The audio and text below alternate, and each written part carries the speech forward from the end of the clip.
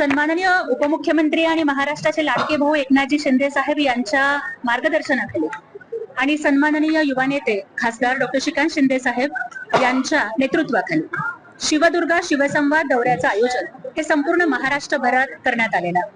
कारण हिंदू हृदय सम्राट शिवसेना प्रमुख बाळासाहेब ठाकरे हे शिवसेना महिला आघाडीच्या प्रत्येक कार्यकर्तीला रणरागिणी म्हणायचे. त्या रणरागिणीशी संवाद साधण्यासाठी, महिला आघाडी आणखी बळकट करण्यासाठी, महिला आघाडीला काम करण्यासाठी येणाऱ्या अडीअडचणी जाणून घेण्यासाठी आणि त्यानंतर संघटनात्मक पातळीवरती त्याची चर्चा करून महिला नेतृत्वाला आणखी सक्षम करण्यासाठी आणि महाराष्ट्राच्या राजकारणातला लाडक्या बहिणींचा आवाज बुलंद करण्यासाठी या शिवदुर्गा शिवसंवाद दौऱ्याचं आयोजन संपूर्ण महाराष्ट्रभरामध्ये करण्यात आलेलं आहे. आज त्याचाच एक भाग म्हणून भारताच्या स्वातंत्र्य दिनी आज आम्ही नांदेड नगरीमध्ये आलेलो आहोत आणि इथल्या महिला आघाडीचा अत्यंत सुंदर असा कामकाजाचा आढावा त्यांनी आम्हाला दिलेला आहे.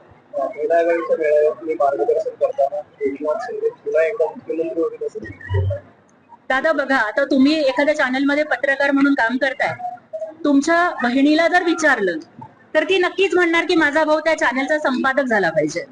अगदी तसंच एकनाथजी शिंदे साहेबांचं आणि आमचं नातं हे केवळ नेता आणि कार्यकर्ता एवढं नाहीये, तर लाडक्या भावाचं आणि लाडक्या बहिणीचं नातं आहे.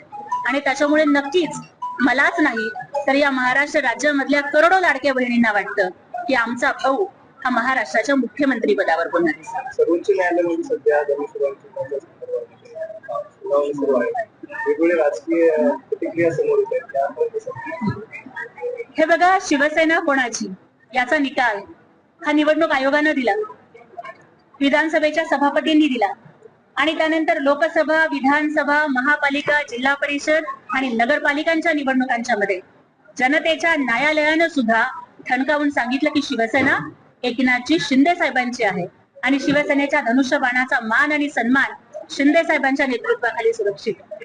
परंतु संजय राऊत असतील किंवा इतर कोणी लोक असतील, निवडणूक आयोगावरती टीका करण्याचं काम करणारे हे लोक हे बिंडोक आयोग चालवतात का काय असं मला वाटतं. संजय राऊत, असीम सरोदे किंवा उबाठाची सगळीच पाळलेली पोपट ही मीडियाच्या माईक समोर आपला एक वेगळाच खटला चालवत आहे. त्याच्यामध्ये मही जज, मही वकील, मेराही मुकदमा आणि मीच डिसिजन देणार अशा पद्धतीनं अर्ध्या हळकुंडानं पिवळं होऊन ते लोक अशा पद्धतीचा युक्तिवाद करतात. पण ज्या वेळेला आमचे